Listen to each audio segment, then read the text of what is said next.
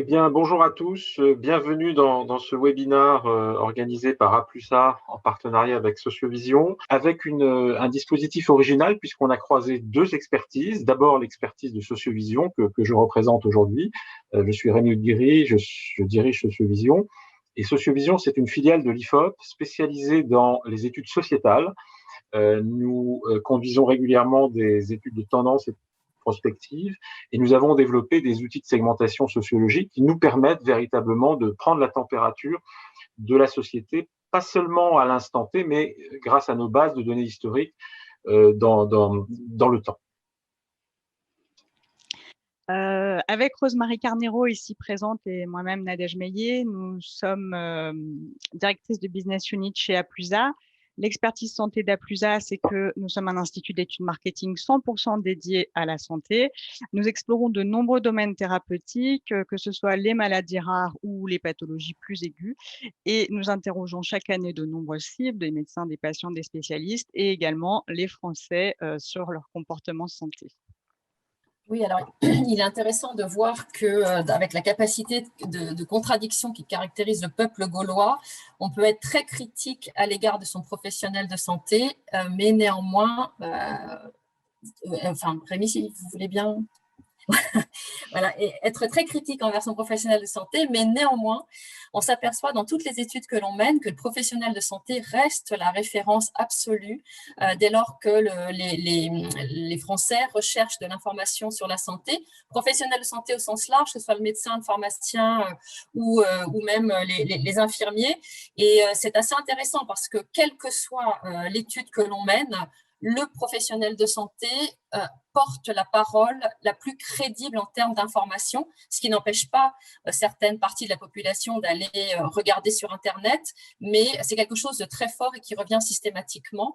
Et les professionnels de santé n'ont pas toujours conscience, parce que quand dans leur cabinet, ils voient des personnes qui parfois les challenge, n'ont pas toujours conscience de porter cette parole très forte, notamment en termes de crédibilité. Ce qui veut dire aussi qu'en termes de levier par rapport à une utilisation de traitement, par rapport à une recommandation de traitement, le médecin a un pouvoir fort, reste un levier important d'utilisation et d'information sur la santé, en fait.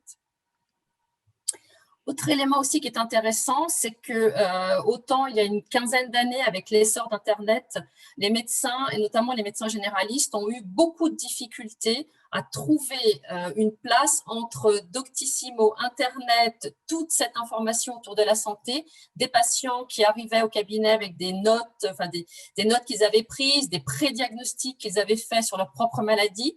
Il y a eu pendant 2-3 années une difficulté autour de ce patient acteur qui voulait savoir, qui voulait comprendre. Et puis peu à peu, les choses se sont stabilisées et aujourd'hui, on a 46% des médecins généralistes qui nous disent que les retours de leurs patients sont importants pour se forger une image des traitements. Et on voit aussi auprès des jeunes médecins une valorisation du fait que leurs patients sont impliqués dans leur santé. Ça aussi, c'est quelque chose d'assez nouveau. 36% des médecins généralistes de moins de 40 ans qui apprécient cette implication de leurs patients et qui l'utilisent pour justement rendre le patient encore plus acteur et encore plus actif dans la prise en charge de ses problèmes de santé.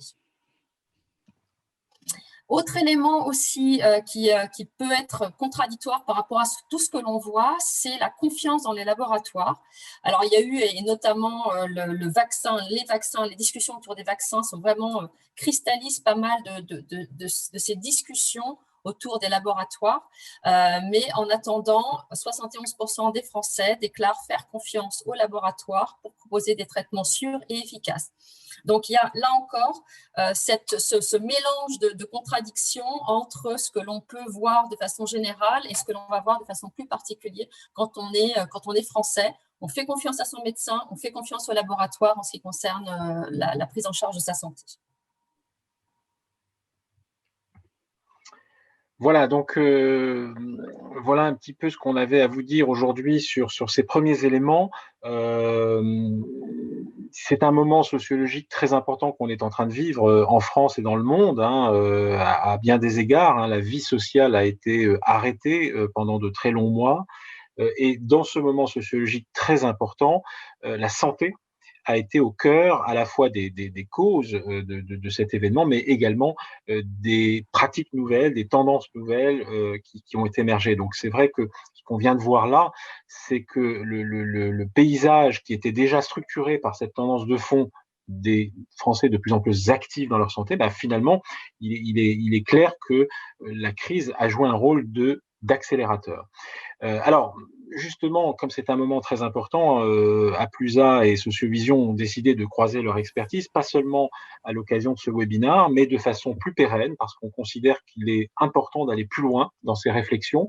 Donc, on a mis en place un module spécifique qui s'appelle Santé 2021, et on va profiter de la prochaine vague de l'Observatoire Sociovision. Alors, pour ceux qui ne le connaissent pas, Sociovision conduit depuis 1975 une grande étude sur les Français, dont ont été tirés une partie des résultats qu'on a vus ensemble aujourd'hui. Sur certains indicateurs, on a parfois 45 ans de données. On interroge 6000 personnes, donc c'est un large échantillon, âgés de 15 à 74 ans, et on pose toute une série de questions sur les valeurs, les attitudes, les comportements, les pratiques médias, les habitudes de loisirs, et j'en passe.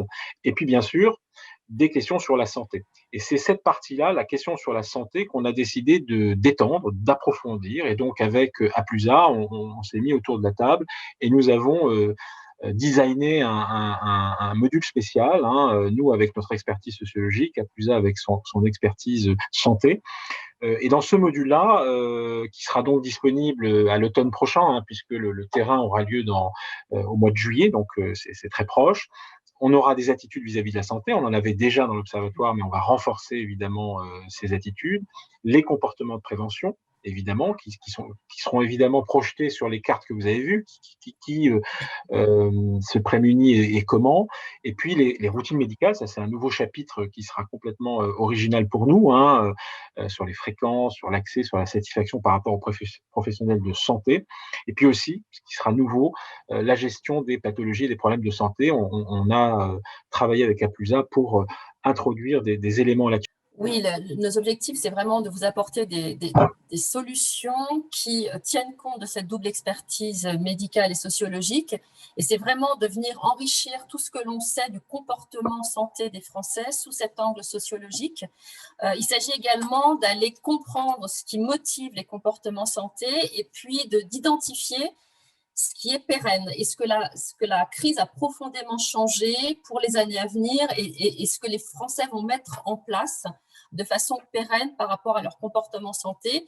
Et bien évidemment, tout ça sous cet angle de profil et de socio-milieu et toujours avec cette idée de comprendre aussi les sources d'influence et ce qui va venir moduler le comportement des Français par rapport à leur santé.